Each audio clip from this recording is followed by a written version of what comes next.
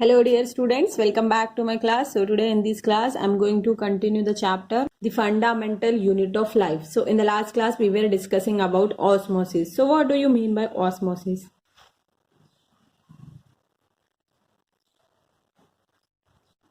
The fundamental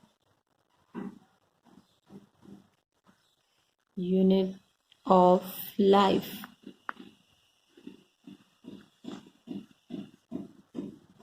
So students, what is osmosis? So students, osmosis is a movement of water.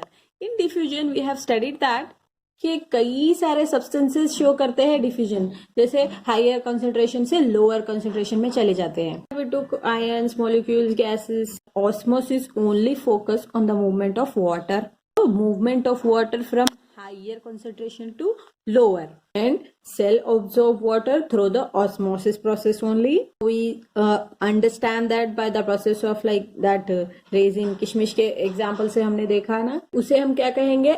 Endosmosis कहेंगे. क्यों? Because the cell is absorbing the water here and cell क्या होगा? फूल जाएगा.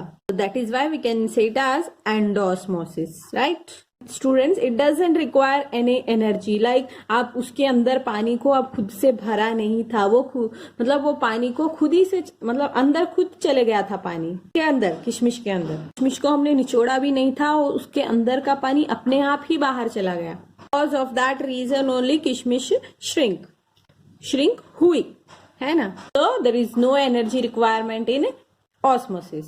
ये कब तक होता है? जब तक के इक्विलिब्रियम स्टेट ना आ जाए, मतलब सेल के अंदर और सेल के बाहर दोनों बराबर स्टेट में हो जाए. Students, we learnt about osmosis. So what is osmosis? Osmosis is a movement of water from higher concentration to lower concentration. So dear students, unicellular organisms like which lives in fresh water. Unicellular means the organisms which are made up of only one cell. Also, most of the plants, they tend to gain water through osmosis only.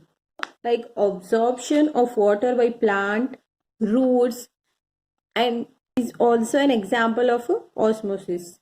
That is why diffusion is important in exchange of gases and water in the life of a cell. इसके साथ साथ cell also obtains nutrition from its environment. अलग अलग किस्म के molecules move होकर in and out होते हैं through a type of transport requiring use of energy. Students, the plasma membrane is flexible and it is made up of organic molecules which are known as lipids and proteins, proteins. We can see the structure of this plasma membrane only through an electronic microscope. Because of the flexibility of the cell membrane, cell can engulf in food and other material from the environment, the external environment. Such processes are known as endocytosis. Students, what do you mean by endocytosis? Because of the flexibility of the cell membrane, cell can be able to engulf in food and other material from its external environment.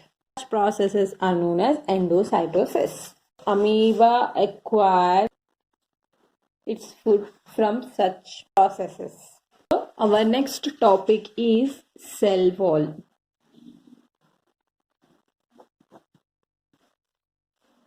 So dear students, in plant cells, we all know that they have a plasma membrane. With that, they have another rigid outer covering which is known as cell wall. This cell wall lies outside the plasma membrane. Plasma membrane के बाहर होती है ये cell wall. As we studied in the previous class that they have a specific like special complex substance. Plant have a special complex substance which is known as cellulose. The plant cell wall is mainly composed of cellulose. This is a complex substance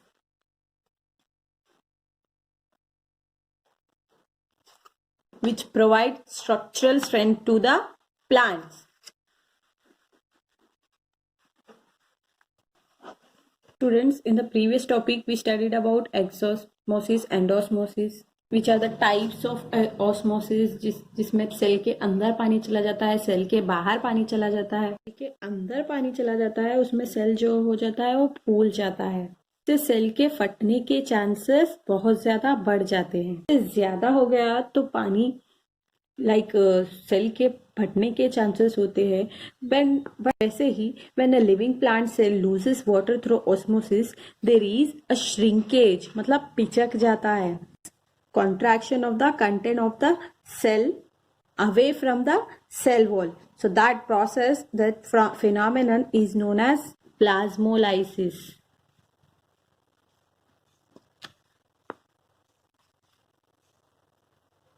What do you mean by plasmolysis? Living plant cell loses water through the process of osmosis. Then there is shrinkage or contraction of the contents of the cell away from the cell wall. That phenomenon is nothing but is known as plasmolysis.